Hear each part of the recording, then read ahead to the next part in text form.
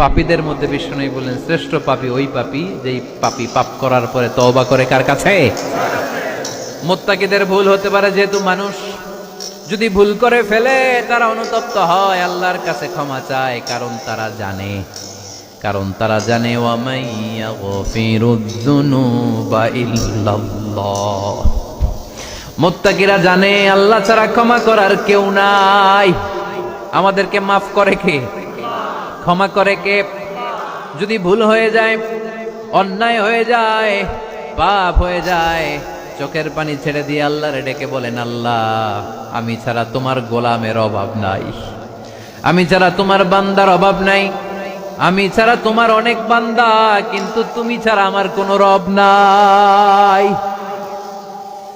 আমি ছাড়া তোমার বান্দা বান্দির অভাব দুনিয়ার বুকে নাই, কিন্তু তুমি ছাড়া আমার দ্বিতীয় কোনো রব আছে নাকি?